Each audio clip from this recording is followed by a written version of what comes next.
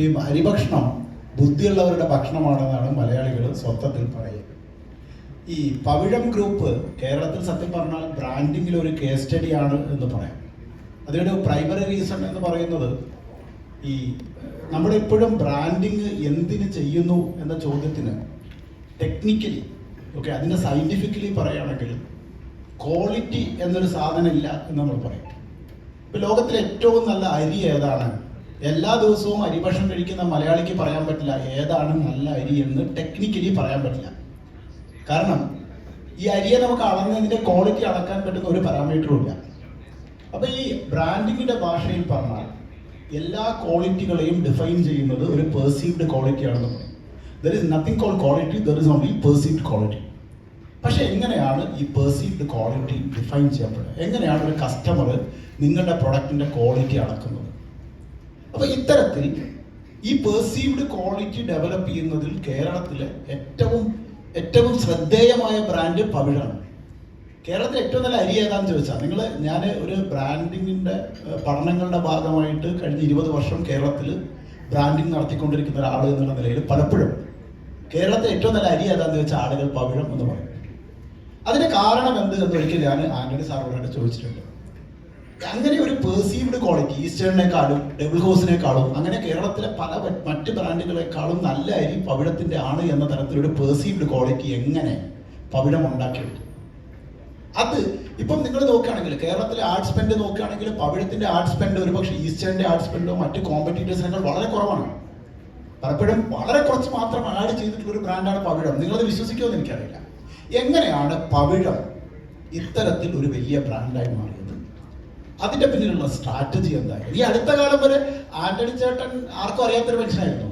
ഈ അടുത്ത കാലത്ത് വളരെ രസകരമായ വീഡിയോയിലൂടെ കേരളത്തിന്റെ മുഖ്യധാര മാധ്യമ ലോകത്തും അതേപോലെ ബ്രാൻഡിങ്ങിന്റെ ഫേസ് ആയിട്ട് മാറിയ പവിഴം ആന്റണി ചേട്ടനെ ഈ ബ്രാൻഡ് എക്സിന്റെ പ്രോഗ്രാമിലേക്ക് സ്വാഗതം ചെയ്യുന്നു. ഈ ചടങ്ങിൽ ഇന്നത്തെ ചർച്ച വളരെ ക്രിസ്പായിട്ട് ഞാൻ ബ്രാൻഡിങ് മാർക്കറ്റിംഗ് എന്നുള്ള ഈ 2 സബ്ജക്റ്റിൽ ഒതുങ്ങി നിൽക്കുകയാണ്. കാരണം ആന്റണി ചേട്ടനോട് സംസാരിച്ചാൽ ചിലപ്പോൾ മണിക്കൂറുകളിരുന്ന് വൈകുന്നേരങ്ങളിലൊക്കെ ഞങ്ങൾ പല മണിക്കൂറുകളിരുന്ന് സംസാരിച്ചിട്ടുണ്ട്. അപ്പോൾ വളരെ വളരെ റെസ്ട്രിക്റ്റഡ് ആയിട്ട്. അപ്പോൾ എൻ്റെ ഫസ്റ്റ് ക്വസ്റ്റ്യൻ ഞാൻ നേരത്തെ പറഞ്ഞു വന്ന എങ്ങനെയാണ് കേരളത്തിലെ ഏറ്റവും നല്ല അരി പവിഴം അരിയാണെന്ന് വരുത്തി തീർത്തത്? നമ്മളൊരു പ്രോഡക്റ്റ് കൊടുക്കുമ്പോൾ അവർക്ക് കസ്റ്റമർക്ക് മുടക്കുന്നതിനേക്കാൾ കൂടുതൽ മൂല്യമുണ്ടെന്നുള്ള ആ ഒരു ഫീൽ അവർക്ക് നമുക്ക് ജനിപ്പിക്കാൻ കഴിയണം. അത് നമ്മുടെ സംസാരം പ്രവൃത്തിയും മാച്ചായിരിക്കണം. അല്ലാതെ വന്നാൽ തന്നെ അവരത് ഒഴിവാക്കും. ഞാൻ നേരത്തെ പറഞ്ഞല്ലോ, നമ്മൾ കൊടുക്കുന്നതിൽ കൂടുതൽ മൂല്യം. അപ്പോൾ അവർ കൊടുക്കുന്ന പൈസയിൽ കൂടുതൽ മൂല്യം നമുക്ക് കൊടുക്കാൻ കഴിയണം. ആ കൊടുക്കാൻ കഴിയാനായിട്ട് നമ്മൾ ബ്രാൻഡിങ്ങിൽ നമ്മൾ ചെയ്തത്, നമ്മൾ ആദ്യം റോ മെറ്റീരിയൽ എന്ത് കാര്യമാണെങ്കിലും ശരി, റോ മെറ്റീരിയലിൻ്റെ ഒരു മെയിൻ ഫാക്ടറാണ് റോ മെറ്റീരിയൽ നന്നായിരിക്കണം. അപ്പോൾ നമ്മൾ നല്ല നെല്ല് നമ്മൾ സെലക്ട് ചെയ്യാൻ പറ്റും ആദ്യം. അത് കഴിഞ്ഞാൽ നല്ല അത് സൂക്ഷിക്കുന്ന സ്ഥലം ഇമ്പോർട്ടൻ്റ് ആണ്. അത് കഴിഞ്ഞ് നമ്മളത് എടുത്തിട്ട് പ്രോസസ്സിങ് അതേപോലെ തന്നെ തുല്യ വാല്യൂ ഉള്ളതാണ്. അങ്ങനെ പ്രോസസ്സ് ചെയ്ത് നമ്മൾ മാർക്കറ്റിലേക്ക് എത്തിക്കാം. ഈ ധാരകളിലെല്ലാം അല്ലെങ്കിൽ ആക്ടിവിറ്റികളെല്ലാം നമ്മൾ ക്വാളിറ്റി അല്ലെങ്കിൽ ഒരു സ്റ്റാൻഡേർഡ് നമ്മൾ കീപ്പ് ചെയ്തിരിക്കണം. അപ്പോൾ പർച്ചേസ് ചെയ്യുന്നിടത്ത്, പ്രോസസ്സ് ചെയ്യുന്നിടത്ത്, മാർക്കറ്റ് ചെയ്യുന്നിടത്ത്, ഈ മാർക്കറ്റ് ചെയ്യുന്നിടത്തും കാര്യമുണ്ട്. മാർക്കറ്റ് ചെയ്യുന്നിടത്ത് നമ്മളൊരു അത് സൂക്ഷിക്കേണ്ട സ്ഥലവും അല്ലെങ്കിൽ അതിൻ്റെ കാലാവസ്ഥ എന്തെങ്കിലും ഇതെല്ലാം ഒരു ഇമ്പോർട്ടൻ്റ് ആണ്. ഇപ്പം അരിയെ സംബന്ധിച്ചിടത്തോളം നമ്മളെ നല്ല അരി ഉണ്ടാക്കി കൊണ്ടുപോയി ഇവരത് കൊണ്ടുപോയി ഒരു മഴ നനയോ അല്ലെങ്കിൽ എന്തെങ്കിലും ചെയ്തിട്ട് നേരെ ഗോഡൗണിൽ കയറ്റി വെച്ച് കഴിഞ്ഞാൽ അല്ലെങ്കിൽ നമ്മുടെ വീട്ടിൽ കയറ്റി വെച്ച് കഴിഞ്ഞാൽ അരി മോശമാവും എല്ലാം കഴിച്ച്. അപ്പോൾ ഇങ്ങനെ തുടങ്ങിയ എല്ലാ ഏരിയകളിലും നമ്മുടെ ഒരു ശ്രദ്ധ ഇതിനകത്ത് വേണം. ഞങ്ങൾ ഇതിൽ ശ്രദ്ധിക്കുന്നുണ്ട്. അപ്പോൾ ഞങ്ങൾ ഏറ്റവും നല്ല നെല്ല് കിട്ടുന്ന ഏരിയകളിൽ നമ്മളത് കിട്ടാനുള്ള ഫെസിലിറ്റി നമ്മൾ നോക്കി അത് വാങ്ങും. അത് നന്നായിട്ട് കൃത്യമായി സ്റ്റോർ ചെയ്യും. ആ സ്റ്റോർ ചെയ്യുന്നത് കൃത്യമായിട്ട് നമ്മൾ പ്രോസസ്സ് ചെയ്ത് നല്ല അട്രാക്റ്റീവ് പാക്കറ്റിൽ നമ്മൾ പാക്ക് ചെയ്ത് മാർക്കറ്റിലേക്ക് കൊടുക്കും. ഈ സർവീസ് നമ്മൾ കൃത്യമായി ചെയ്തതുകൊണ്ടായിരിക്കാം ഒരു പക്ഷേ നേരത്തെ പറഞ്ഞല്ലോ വലിയ അഡ്വർടൈസ്മെന്റ് ഇല്ലാതെ തന്നെ നമുക്കൊരു ബ്രാൻഡ് ആവാൻ കഴിഞ്ഞത്. നിങ്ങൾ ശ്രദ്ധിച്ചിട്ടുണ്ടാവില്ല, ഞങ്ങൾ ആദ്യഘട്ടങ്ങളിലൊക്കെ നമ്മൾ സ്റ്റിക്കറ്, പിന്നെ നമ്മൾ ഏറ്റവും വലിയൊരു പരസ്യം എന്ന് ഉദ്ദേശിക്കുന്നത് പണ്ടൊക്കെ ദൂരദർശനിൽ അല്ലെങ്കിൽ സൂര്യ ടി വിയിലൊക്കെ പ്രൈം ടൈമിന് തൊട്ട് മുമ്പുള്ള സമയത്ത് അന്നൊക്കെ ഒരു 1500 രൂപ അല്ലെങ്കിൽ 1600 രൂപ ഇങ്ങനെയുള്ളൊരു ഇതാണ് 10 സെക്കൻഡ് ഉണ്ടായിരുന്നത്. അതിലേക്കാണ് നമ്മൾ ഏറ്റവും വലിയ പരസ്യം കൊടുക്കുന്നത്. പിന്നെ മനോരമയിൽ കൊടുക്കുന്നുണ്ടെങ്കിൽ ക്ലാസിഫൈഡിലാണ് നമ്മൾ പരസ്യം കൊടുത്തുകൊണ്ടിരുന്നത്. റെഗുലർ അല്ല, നമ്മൾ കൊടുത്തിട്ട് ഏറ്റവും വലിയ പരസ്യം കൊടുക്കുന്നത് അതാണ്, അതിൻ്റെ കൊടുത്ത ഏരിയ എന്ന് പറയുന്നത്. പിന്നെയാണ് ഈ ലാസ്റ്റ് നമ്മൾ കമ്പനി ഇനി ലിസ്റ്റിങ്ങിലേക്കൊക്കെ പോകേണ്ട ഒരു സാഹചര്യം വന്നപ്പോൾ കുറച്ചുകൂടി ഇതിട്ട് ഈ അടുത്ത 2 കൊല്ലം മുമ്പ് നമ്മൾ ഏഷ്യനെറ്റിൽ നന്നായിട്ട് ഒരു പരസ്യം ചെയ്തു, ഒരു പാക്കേജ് എടുത്ത് ചെയ്തു. അതാണ് നമ്മൾ മെയിനായിട്ട് ഒരു അഡ്വർടൈസ്മെന്റ്. അപ്പൊ ഈ അഡ്വർടൈസ്മെന്റ് ഇല്ല എങ്കിലും നമ്മൾക്ക് ഒരു പ്രൊഡക്റ്റ് ബ്രാൻഡ് ആക്കാൻ പറ്റും. നല്ല ക്വാളിറ്റി, നല്ല സർവീസ്, നല്ല പ്രൈസ് നമ്മൾ കൊടുത്താൽ മാത്രം മതി. അതിൽ സാർ ഞാനൊരു കാര്യം ആഡ് ചെയ്തോട്ടെ. ഈ ഇപ്പം പവിഴ ഗ്രൂപ്പിന്റെ ഒരു പ്രത്യേകത ഉള്ളത്, ഇപ്പൊ ക്വിക്ക് കൊമേഴ്സിൽ ഏറ്റവും ആദ്യം എൻട്രി ചെയ്ത FMCG പ്രൊഡക്റ്റുകൾ. ഈ FMCG പ്രൊഡക്റ്റുകൾ നമ്മൾ പറയുന്നത് ടെക്നിക്കലി എപ്പോഴും ആഡ് കൊണ്ട് ഡ്രൈവ് ചെയ്യുന്നു. പക്ഷെ എനിക്ക് തോന്നുന്നത് ഈ ക്വിക്ക് കൊമേഴ്സിൽ വരുന്നു. ഏറ്റവും ആദ്യം ക്വിക്ക് കൊമേഴ്സിൽ വന്ന ബ്രാൻഡുകളിലൊന്ന് പവിഴാണ്. സത്യത്തിൽ ഈ മാർക്കറ്റ് പ്ലേസിങ്ങിൽ ഈ പ്ലേസിംഗ് ഉണ്ടല്ലോ, ഇപ്പോൾ സ്റ്റോറുകളിൽ പ്ലേസ് ചെയ്യുന്ന രീതി, അത് റാക്കിൽ വെക്കുന്ന രീതി, അതേപോലെ അവിടെ കൊടുക്കുന്ന പരസ്യം. പണ്ട് സാറ് എനിക്ക് തോന്നുന്നു സാറിൻ്റെ ഒരു വീഡിയോയിൽ ഞാൻ കണ്ടിട്ടുള്ളത് ഈ പണ്ടൊരു ഗോൾഡ് കോയിൻ സമ്മാനമായിട്ട് കൊടുത്തിട്ട് അത് മൈക്കിൽ അനൗൺസ് ചെയ്യുക, അങ്ങനെയൊക്കെയാണ് പവിഴം ബ്രാൻഡ്. ആ കഥയൊന്ന് പറയാൻ പറ്റുമോ? അത് നമ്മൾ ഇതിന്റെ ഒരു ബ്രാൻഡിന് വേണ്ടിയിട്ട് നമ്മൾ എപ്പോഴും ഓഫർ അല്ലെങ്കിൽ സമ്മാന പദ്ധതി, ഈ സമ്മാന പദ്ധതി നമ്മൾ വെക്കുമ്പോൾ ഗുണമെന്ന് പറഞ്ഞാൽ ഞങ്ങൾ കൂപ്പൺ സിസ്റ്റം ആയിരുന്നു. അന്ന് നമ്മൾ പോസ്റ്റലിലുള്ള സമയം, കാരണം ഈ വാട്സപ്പൊക്കെ ഫേമസ് അതിന് മുമ്പേ തന്നെ, ഒരു 10 കൊല്ലം മുമ്പ് തന്നെ വരിക. അന്ന് ശരിക്കും ഞങ്ങൾക്കൊരു വലിയൊരു ഡെവലപ്മെന്റ് അല്ലെങ്കിൽ വലിയൊരു വ്യത്യാസം നമുക്ക് ജനിപ്പിച്ചത് നമ്മുടെ ബ്രാൻഡിനെയാണ്. നമ്മൾ സ്വർണ്ണമഴ അല്ലെങ്കിൽ സ്വർണ്ണ സമ്മാന പദ്ധതി എന്ന് പറഞ്ഞ് 2-3 പ്രാവശ്യം വെച്ചിരുന്നു. അപ്പൊ ഈ സമ്മാന പദ്ധതി വയ്ക്കുമ്പോൾ തന്നെ അത് എല്ലാ ജനങ്ങളിലും നമ്മൾ ഏറ്റവും കുറഞ്ഞ ചെലവിൽ എത്തിച്ചിട്ടുണ്ട്. അപ്പൊ കുറഞ്ഞ ചെലവിൽ എന്ന് വെച്ചാൽ ഒന്ന് നമ്മുടെ ബാഗിൽ തന്നെ നമ്മൾ ഈ സമ്മാന പദ്ധതിയെ പറ്റി നമ്മൾ പ്രിന്റ് ചെയ്ത് കൊടുത്തിരുന്നു, ഒരു കാര്യം. രണ്ടാമത്തെ കാര്യം, നമ്മൾ അന്ന് കിട്ടുന്ന നല്ല അട്രാക്റ്റീവ് മൾട്ടി കളർ ഒരു പ്രിന്റിങ് കൂപ്പണാണ് കൊടുത്തിരുന്നത്. ഈ കൂപ്പൺ കൊടുത്തു കഴിയുമ്പോൾ അതിൽ ഒരു ഭാഗം അവർ പോസ്റ്റിൽ നമ്മുടെ അഭിപ്രായങ്ങൾ എഴുതി അയക്കാന്നുള്ള ഒരു സെക്ഷനും ഒന്ന് അവർ സൂക്ഷിച്ചു വെക്കാന്നുള്ളതായിരുന്നു. അപ്പൊ ഈ ബമ്പർ നറുക്കെടുപ്പ് വരെ ഈ നമ്മുടെ മെയിൻ കൂപ്പൺ അവർ സൂക്ഷിച്ചു വെക്കും. സ്വർണ്ണ സമ്മാന പദ്ധതി പൗഴം എന്നുള്ള ആ ഒരു ലേബല് എപ്പോഴും ഇവർ നിരന്തരം കണ്ടുകൊണ്ടിരിക്കുമ്പോൾ ഈ ബ്രാൻഡ് ഇവരുടെ മനസ്സിൽ പതിയും. അപ്പൊ നമുക്ക് ഏറ്റവും ചെലവ് കുറഞ്ഞൊരു മെത്തേഡിൽ നമ്മൾ ചെയ്തൊരു കാര്യമാണ് അത് നമുക്കൊരു എഫക്റ്റീവായിട്ട് കിട്ടി. പിന്നെ നമ്മൾ എല്ലാ മാസവും അതിന്റെ ഒരു ലൈവ് ഉണ്ടാവണമല്ലോ, ഇതാണെങ്കിലും ഒരു ഒരു ഒരു അനക്കം ഉണ്ടാവണമല്ലോ. അപ്പൊ നമ്മൾ എല്ലാ മാസവും നറുക്കെടുത്തിട്ട് നമ്മൾ സമ്മാനം കൊടുക്കുമായിരുന്നു, സ്വർണ്ണക്കോയി കൊടുക്കും. ബമ്പറാണ് ഈ ഫൈനലിലേക്ക് ഒരു വലിയ ആ മെയിൻ കൂപ്പൺ വെച്ചിരിക്കുന്നത്. അപ്പൊ ഇവർ തിരിച്ചയക്കണ കൂപ്പൺ നറുക്കെടുത്തിട്ട് എല്ലാ മാസവും നമ്മൾ നിശ്ചിത പേർക്ക് സമ്മാനം കൊടുക്കുമായിരുന്നു. ആ സമ്മാനം കൊടുക്കുന്നത് നമ്മൾ ഒരു നോട്ടീസായിട്ട് അടിച്ച് നമ്മുടെ ഈ ബാഗുകളിലും ചെറിയ രീതിയിലുമുള്ള പരസ്യങ്ങൾ നമ്മൾ ചെയ്തു കൊടുക്കും. അങ്ങനെ ചെയ്ത് കഴിഞ്ഞ് ആളുകൾക്ക് അവർ വിശ്വാസമായി കൊടുക്കുന്നു ചെയ്തു. അപ്പൊ നമ്മൾ അതിൻ്റെ മെയിനായിട്ട് കൊടുത്തത് ഈ സമ്മാനം കൊടുക്കുമ്പോൾ ഒരു 10 പേര് അല്ലെങ്കിൽ 15 പേർക്കൊക്കെയാണ് നമ്മൾ അതിൻ്റെ ഡിക്ലെയർ ചെയ്തിട്ടുണ്ടാവും. ആ 10 പേർക്ക് നമ്മൾ ഡിക്ലെയർ ചെയ്തിട്ടുണ്ടെങ്കിൽ 1/2 പവനൊക്കെ ആയിരിക്കും അതിൻ്റെ അകത്ത്. അങ്ങനെ വെച്ചാൽ 10 പേർക്കുള്ളത് നമ്മൾ കൊടുക്കുമ്പോഴുള്ള ഫോട്ടോ അടക്കം അഡ്രസ്സ് അടക്കം കൂടിയിട്ട് ഈ 10 പേരുടെയും ഫോട്ടോയും അഡ്രസ്സും ഫോൺ നമ്പർ അടക്കം നമ്മൾ ഈ കഴിഞ്ഞ മാസത്തെ വിജയ് എന്ന് പറഞ്ഞുകൊണ്ട് നമ്മൾ അയച്ചു കൊടുക്കും. പിറ്റേ മാസം ശരിക്കും ഈ 2ാമത്തെ മാസത്തെ വിജയ് എന്ന് പറഞ്ഞുകൊണ്ട് ഫോട്ടോ അഡ്രസ്സും അടക്കം അയച്ചു കൊടുക്കും. അപ്പൊ ആളുകളുടെ ഇടയിൽ ഇത് ഓർഗാനിക്കായിട്ട് ഇതിന്റെ പരസ്യം കയറി, വിശ്വാസം കയറി വന്ന് നമുക്ക് കസ്റ്റമർ കൂടി. അങ്ങനെയാണ് നമുക്ക് ആ ചെലവ് കുറഞ്ഞ രീതിയിലെ ബ്രാൻഡ് നമുക്ക് എത്തിക്കാൻ കഴിഞ്ഞ ഒരു മെത്തേഡ്. ഇപ്പൊ FMCG പ്രൊഡക്റ്റ് കേരളത്തിൽ വളരെ വളർന്നുകൊണ്ടിരിക്കുന്ന ബ്രാൻഡുകളൊക്കെ ബ്രാൻഡ് അംബാസഡറെ യൂസ് ചെയ്തിട്ടുണ്ട്. പവിഴം ഒരിക്കലും എനിക്ക് തോന്നുന്നില്ല കഴിഞ്ഞ ഇത്രയും കാലത്തിനിടയിൽ ഒരിക്കൽ പോലും ഒരു ബ്രാൻഡ് അംബാസഡറെ യൂസ് ചെയ്തതായിട്ട് എനിക്കറിയില്ല. എന്തുകൊണ്ടാണ് ബ്രാൻഡ് അംബാസഡർ വേണ്ടാന്ന് വെച്ചത്? അതിനൊരു പേടി തോന്നില്ലേ നമുക്ക് ബാക്കിയുള്ളവർ ചെയ്യുമ്പോൾ? അല്ല, ഇതിന് നമ്മൾ ചെയ്യുന്നത് നമുക്കൊരു വിശ്വാസം ഉണ്ടെങ്കിൽ കുഴപ്പമില്ല. അപ്പൊ നമുക്ക് ബ്രാൻഡ് അംബാസഡർ ഇല്ലാതെ തന്നെ നമ്മൾ ചെയ്യുന്ന പ്രവൃത്തിയിൽ നമുക്ക് വിശ്വാസം, ഇത് ജനങ്ങളുടെ ഇടയിൽ എത്തിച്ച് റിപ്പീറ്റ് ഓർഡർ വരണം, അതാണ് അവിടെ നടക്കുന്നത്. അപ്പൊ ആ പൈസ നമ്മൾ ഈ കുറഞ്ഞ ചെലവിൽ കൂടിയിട്ട് നമ്മൾ മുടക്കി കഴിയുമ്പോൾ ഈ ബ്രാൻഡ് അംബാസഡർ ഇപ്പൊ അദ്ദേഹത്തിനൊരു മാർക്കറ്റിൽ ഒരു വാല്യൂ ഉണ്ട്. ഈ വാല്യൂ അദ്ദേഹത്തിൽ കൂടി നമ്മൾ പ്രചരിപ്പിക്കണം. ഇതിന് പകരം എന്ത് ചെയ്യണം? നമ്മുടെ പ്രൊഡക്റ്റിൽ തന്നെ അത് വാല്യൂ ആക്കി കൊടുത്താൽ മതി. അപ്പൊ നമുക്ക് ചെറിയ പൈസയിൽ നമുക്ക് അത് മുന്നോട്ട് പോകാൻ പറ്റും. അപ്പൊ നമ്മുടെ പ്രൊഡക്റ്റില്, നമ്മുടെ കടകളിലും, നമ്മുടെ കസ്റ്റമറുടെ അടുക്കുകയും നമ്മുടെ പ്രവൃത്തികൾ നമ്മൾ കൺവിൻസ് ചെയ്യാൻ നമുക്ക് സാധിക്കണം. അപ്പൊ നമ്മൾ തന്നെ ഓട്ടോമാറ്റിക് ആയിട്ട് ബ്രാൻഡ് ആയിക്കോളും. ഇപ്പോൾ സാറിന് അറിയാത്ത കുറെ ആളുകൾക്കെങ്കിലും ഒരു കേരളത്തിലെ ഒരുപക്ഷെ ഏറ്റവും വളർന്നുകൊണ്ടിരിക്കുന്ന ഇന്നോവേഷൻ ലാബ് സ്വന്തമായിട്ട് ഉള്ള ആളാണ് പവിഴ സാർ. ഒരുപാട് ഇന്നോവേഷൻ, ഒരുപക്ഷെ എന്താ പറയുക, ആന കയറാതിരിക്കാനുള്ള കമ്പി വേലി, അങ്ങനെ രസകരമായ ഒരുപാട് ഇന്നോവേഷന്റെ പിന്നിൽ ആന്റണി സാർ. ഇപ്പോൾ ആ കഥയൊക്കെ ഒന്ന് പറയാൻ പറ്റും? ഇപ്പോ നമ്മൾക്ക് അറിയാലോ, ഇപ്പൊ കാട്ടിൽ നിന്നിട്ട് ആളുകൾ നാട്ടിലേക്ക് വന്ന് വലിയൊരു ശല്യമായിട്ട് നമ്മൾ എല്ലായിടത്തും ഭീകരമായിട്ട് സംസാരിച്ചുകൊണ്ടിരിക്കുകയാണ്. അതിന് നമുക്ക് വളരെ സിമ്പിൾ, നമുക്ക് ആ കാര്യത്തെ പറ്റി നമ്മളൊന്നായിട്ട് ഒബ്സർവ് ചെയ്താൽ നമുക്ക് അതിന്റെ സൊല്യൂഷൻ കിട്ടും. നോർമൽ ചെയ്യുന്ന ഒരു കാര്യമാണ്. അപ്പൊ ഞാൻ എന്റെ കോർ ബിസിനസ്സിൽ തന്നെയാണ് നിൽക്കണമെങ്കിലും ഒരു 10% ഇങ്ങനെയുള്ള ആക്ടിവിറ്റികളിൽ നമ്മൾ ഇടപെടാറുണ്ട്. അങ്ങനെ ഈ ഒരു പ്രോബ്ലം വന്നപ്പോൾ നമുക്ക് ഇഷ്ടംപോലെ ആളുകളായിട്ട് നമുക്ക് കമ്മ്യൂണിക്കേഷൻ ഉണ്ട്. അപ്പൊ അതില് നമ്മുടെ ഒരു മോഹനൻ മേനോൻ എന്ന് പറഞ്ഞ അതെ നെറ്റിൽ അടിച്ചാൽ കിട്ടെത്തി. അപ്പൊ എലിഫന്റ് ടെക്നോളജി എന്ന് പറഞ്ഞു. അപ്പൊ ഈ മോഹൻ മേനോനായിട്ട് നമ്മൾ ഈ കാര്യത്തെ സംസാരിച്ചു. നമുക്ക് ഇതിനൊരു സൊല്യൂഷൻ കൊടുത്താൽ ഒറ്റത് നമുക്കൊരു ബ്രാൻഡ് ആവാൻ പറ്റില്ലോ, നമ്മൾക്കൊരു ഒരു ആളുകളുടെ ഇടയിൽ ശ്രദ്ധിക്കപ്പെടാൻ പറ്റില്ലോ.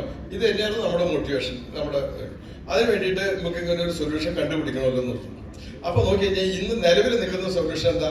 വലിയൊരു കിടങ്ങുണ്ടാക്കാം ഈ ആന വരാതിരിക്കാൻ. അപ്പൊ കിടങ്ങ് ആക്കി കഴിയുമ്പോൾ ഈ കിടങ്ങിനെ ആന ചവിട്ടി ഒരു ഇതും ആ തോട് മാറ്റിക്കൊണ്ട് അവർ നടന്നു കയറിക്കും. പിന്നെ ഉള്ളത് കരിങ്കല്ലിന്റെ മതിൽ കെട്ടാന്നുള്ളതാണ് ആന വരാതിരിക്കാൻ. ഈ കരിങ്കല്ലിന്റെ മതിൽ കെട്ടി കഴിഞ്ഞ് കഴിയുമ്പോൾ ആന കൃത്യമായിട്ട് 2-3 പ്രാവശ്യം അതിനെ തടസ്സാക്കി കഴിയുമ്പോൾ അവൻ ചവിട്ടി ആ മതിൽ പൊടിച്ചോളും. അത് ഫെയിലിയറായി. പിന്നെ ഹാങ്ങിങ് ഇതാണ് കൊടുത്തിരുന്നത്, ഫെൻസിങ്. ഈ ഹാങ്ങിങ് ഫെൻസിങ് കൊടുത്തു കഴിഞ്ഞാൽ ഇവൻ ഈ കൊമ്പും കൊണ്ട് വളരെ ഭയങ്കര ഒബ്സർവ് ചെയ്ത് നല്ല ബുദ്ധിപരമായി നിന്നിട്ട് കൊമ്പും കൊണ്ട് ഇത് കളയുന്നു. 2, ഇവന് ഏറ്റവും കൂടുതൽ കളഞ്ഞിരുന്നത് അവിടെ നിൽക്കുന്ന വലിയ മരത്തിന് ഇതിന് മേലേക്ക് മറിച്ചിടും. അപ്പൊ ഈ ഫെൻസിങ് പോകും. അങ്ങനെ ഈ 3 മെത്തേഡാണ് നിലവിൽ നടന്നുകൊണ്ടിരുന്നത്. അപ്പൊ ഇതിൽ നമുക്ക് എന്താണ് സൊല്യൂഷൻ? അപ്പൊ നമ്മൾ അങ്ങനെ സൊല്യൂഷൻ നോക്കി കഴിഞ്ഞാൽ ഇപ്പൊ ഒരു കാര്യം എന്ന് വെച്ചാൽ ഇന്നത്തെ AI ടെക്നോളജിയുടെ കാലഘട്ടമാണ്. അപ്പൊ നമ്മൾ അതിനെ പറ്റി നമ്മൾ ചിന്തിച്ചപ്പോൾ നമുക്ക് അവിടെ നമുക്ക് ചെയ്യാൻ കഴിഞ്ഞത് ആദ്യം തന്നെ നമ്മൾ ഒരു സ്ട്രോങ് ഒരു ബെൽറ്റ് തന്നെ, ഒരു വേലി എന്ന് വേണമെങ്കിൽ നമുക്ക് ഒറ്റ മലയാളത്തിൽ പറയാം, അല്ലെങ്കിൽ അതിനൊരു തടസ്സം വെക്കും. അപ്പൊ ആ തടസ്സം വെച്ച് കഴിയുമ്പോൾ ആന മതിലുണ്ടായിരുന്നു, ആ ചവിട്ടി കളഞ്ഞിരുന്നു. അല്ലെങ്കിൽ അപ്പൊ ഇതിന് പ്രതിവിധിയായിട്ട് എന്ത് ചെയ്യണം? ഒരു ഇലാസ്റ്റിക് ബെൽറ്റ് 100 ടണ്ണോളം വെയിറ്റ് പിടിക്കാവുന്ന ഒരു ഇലാസ്റ്റിക് ബെൽറ്റ് ആണ് നമ്മൾ അതിന് പ്രൊവൈഡ് ചെയ്തത്. അതിനൊരു 12 അടിയിൽ നമ്മൾ നല്ല സ്ട്രോങ് കാലിട്ടിട്ട് ഈ ബെൽറ്റാണ് നമ്മൾ അതിൽ പാകിയത്. അപ്പൊ ഈ ബെൽറ്റിലുള്ള ഒരു ഇതുണ്ടെങ്കിൽ ആനയുടെ ഇതൊരു ടെക്നോളജിയാണ് ശരിക്കും പറഞ്ഞാൽ. അവിടെ ചെറിയൊരു മെത്തേഡാണ് അവിടെ ഉപയോഗിച്ചത്. ആന ആദ്യത്തെ കാല് ചവിട്ടി കഴിഞ്ഞ് കഴിയുമ്പോൾ ഒരു മിനിമം അകലം വരെ ഈ സാധനം കാല് വിട്ടു. 2ാമത്തെ കാല് എടുത്ത് ചവിട്ടുന്നതിന് മുമ്പേക്ക് ഈ കാല് എടുത്ത് കഴിയുമ്പോൾ ബെൽറ്റ് തിരിച്ചിട്ട് വരാണ്. അപ്പൊ ആനയ്ക്ക് മുന്നോട്ട് പോകാൻ പറ്റില്ല. അപ്പൊ അങ്ങനെ ആനേനെ നമുക്ക് വളരെ സിമ്പിളായിട്ട് ഒരു ടെക്നോളജി ഉപയോഗിച്ചുകൊണ്ട് നമുക്ക് തടസ്സപ്പെടുത്താൻ പറ്റി. ഈ ബെൽറ്റിന് നല്ല ബെൽറ്റ്, അത് ചൈനയിൽ നമ്മൾ ഇമ്പോർട്ട് ചെയ്തതാണ്. നമ്മുടെ ഇന്ത്യയിൽ അതിന്റെ അത്രയും സ്ട്രോങ് ആയിട്ടുള്ള ബെൽറ്റ് ഇല്ലാതുണ്ട്. അങ്ങനെ ആ ബെൽറ്റിൽ ചവിട്ടി കഴിഞ്ഞാൽ ഇലാസ്റ്റിക് ബെൽറ്റിൽ അവിടെ ഒരു മെത്തേഡ് അങ്ങനെ ഉപയോഗിച്ചു. 2ാമത്തെ ഒരു മെത്തേഡ് ഉപയോഗിച്ചിട്ടുണ്ടെങ്കിൽ നമ്മൾ ഒരു സോളാർ നമ്മളൊരു എർത്തിങ് കൊടുത്തു. അപ്പൊ ഇവൻ ഇങ്ങനെയൊക്കെ ആണെങ്കിൽ തന്നെയും ആന പ്രത്യേക രീതിയിൽ ഉപയോഗിച്ചിട്ടുണ്ടെങ്കിൽ ഈ കറണ്ട് അടിക്കാത്ത രീതിയിൽ ഇവന് ചെയ്യാൻ കഴിവുണ്ട്. അപ്പൊ അവനത് ചെയ്താൽ തന്നെ പിടിച്ചു നിൽക്കാൻ ആരാണ് ഈ ബെൽറ്റ് കൊടുത്തത്. ഈ സോളാർ എർത്തിങ് കൊടുത്തു കഴിഞ്ഞപ്പോൾ ആ എർത്തിങ്ങിലും ആരുടെ ഏതെങ്കിലും ഭാഗം മുട്ടിക്കഴിഞ്ഞാൽ അവർ തിരിച്ചു പോന്നോളൂ, അവരവിടുന്ന് മാറിപ്പോന്നോളൂ. അതിന് സോളാർ എർത്തിങ് കൊടുത്തു. അതായത് നമുക്ക് ഒരു സോളാർ വെച്ചിട്ട് ചെറിയൊരു കറണ്ടിൻ്റെ ഇത് പറ്റുള്ളൂ. അപ്പൊ നമുക്കൊരു മുടക്ക് വരുന്നില്ല ആലോചിച്ചു. പിന്നെ നമ്മൾ ചെയ്തത് അവിടെ ക്യാമറ വെച്ചു. ഈ ക്യാമറ വെച്ച് കഴിഞ്ഞപ്പോൾ ആന വരുന്നതും എല്ലാ കാര്യങ്ങളും. പിന്നെ നിങ്ങൾ സെൻസർ വെച്ചു. ഈ സെൻസർ വെച്ച് കഴിഞ്ഞപ്പോൾ ആന ഇന്ന സ്ഥലം വരെ വന്നു കഴിയുമ്പോൾ ഈ ആനയ്ക്ക് തിരിച്ചു പോകേണ്ട അല്ലെങ്കിൽ ഇഷ്ടമില്ലാത്ത സൈറൻ നമ്മൾ മുടക്കണം. ഈ സൈറൻ മുഴങ്ങി കഴിഞ്ഞ് കഴിയുമ്പോൾ ആന അപ്പം തന്നെ ഒരു പരിധി വരെ ഒരു 30-40% തിരിച്ചു പോകും. എന്നാലും തിരിച്ചു വരുന്ന ആനകൾക്കാണ് ഈ 3-4 പ്രിവെന്റീവ് നമ്മൾ ചെയ്തിരിക്കുന്നത്. അങ്ങനെ ടോട്ടലായിട്ട് നമ്മൾ വയനാട് നമ്മൾ ഒരു ഡെമോ ആയിട്ട് നമ്മൾ ചെയ്തു. അതിപ്പോൾ 1.5 കൊല്ലമായിട്ട് സക്സസ് ആയി. അങ്ങനെ സക്സസ് ആയി കഴിഞ്ഞ് കഴിയുമ്പോൾ നമ്മൾ കോതമംഗലത്ത്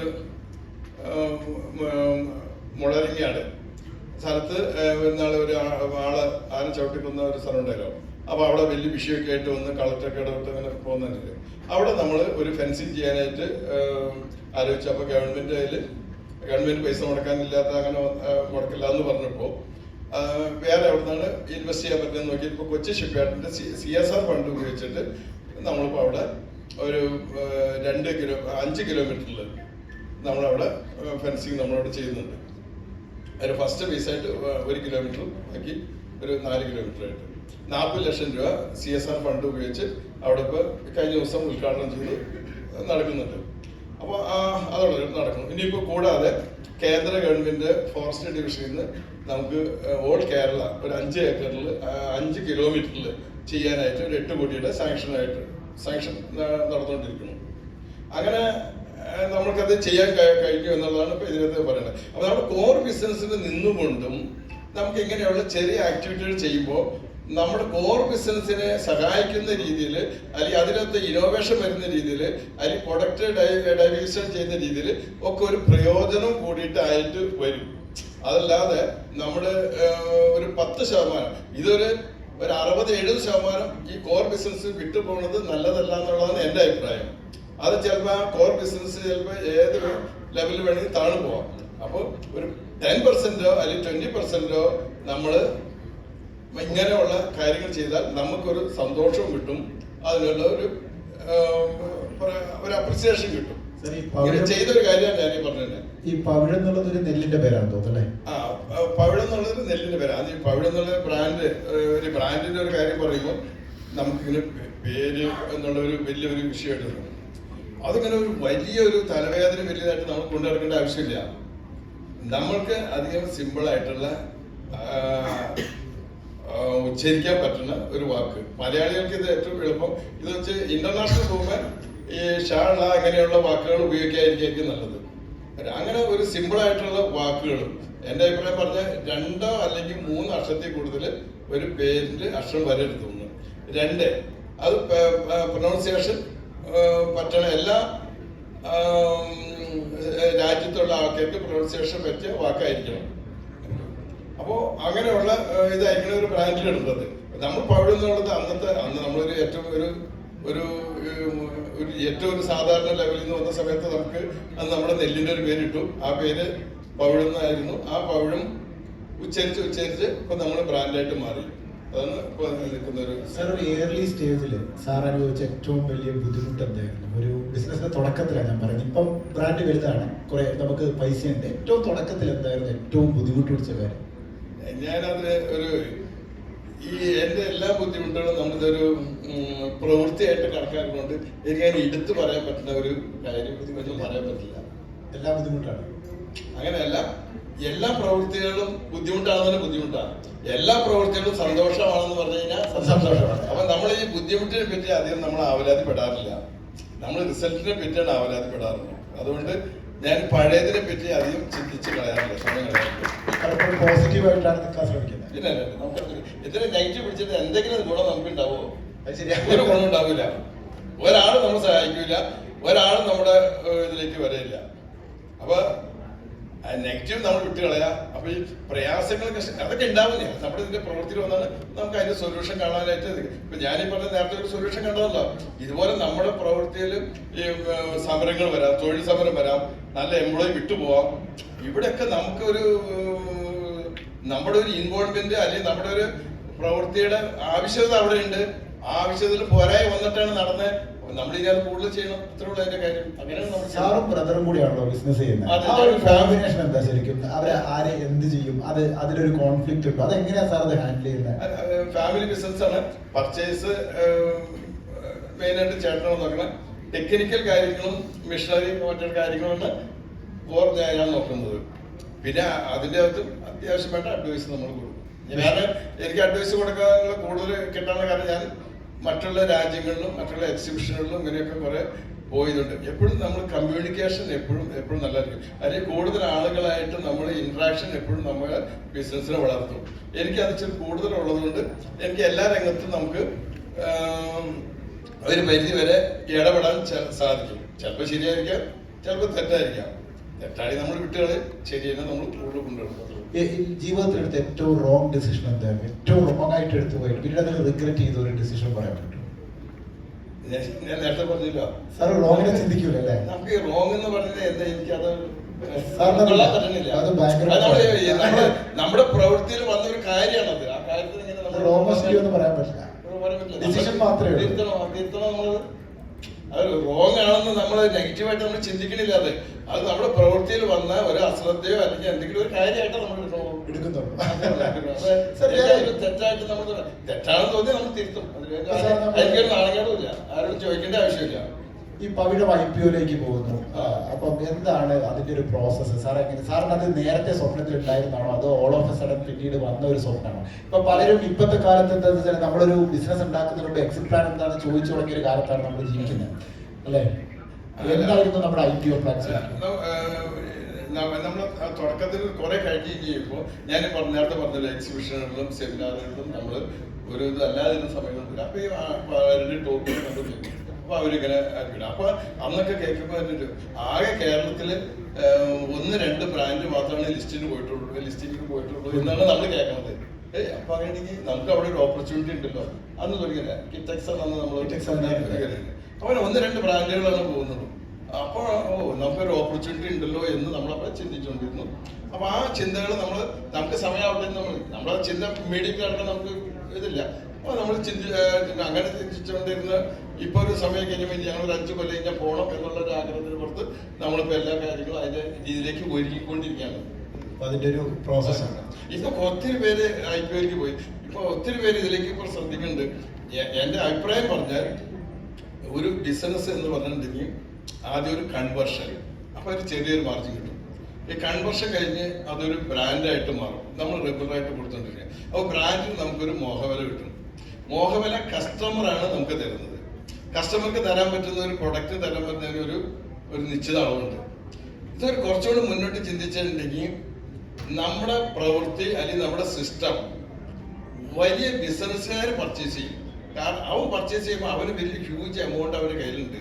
അപ്പോൾ അവൻ ആ എമൗണ്ടിന്റെ അതിന് വലുതാക്കാൻ പറ്റും. അപ്പൊ അതുകൊണ്ട് നമ്മൾ കാണുന്നതിനേക്കാളും ഇപ്പൊ കൺവേർഷൻ നടത്തിയാൽ നമുക്ക് 1%, 2% കിട്ടുമെങ്കിൽ, ബ്രാൻഡ് ചെയ്തിട്ടുണ്ടെങ്കിൽ നമുക്ക് 10% കിട്ടുമെങ്കിൽ, നമ്മൾ ഈ ലിസ്റ്റിങ്ങിലേക്കോ അല്ലെങ്കിൽ ഇതിലേക്കോ പോയി കഴിഞ്ഞിട്ടുണ്ടെങ്കിൽ അത് 10% അല്ല 100% വരെ വേണമെങ്കിൽ കിട്ടാം.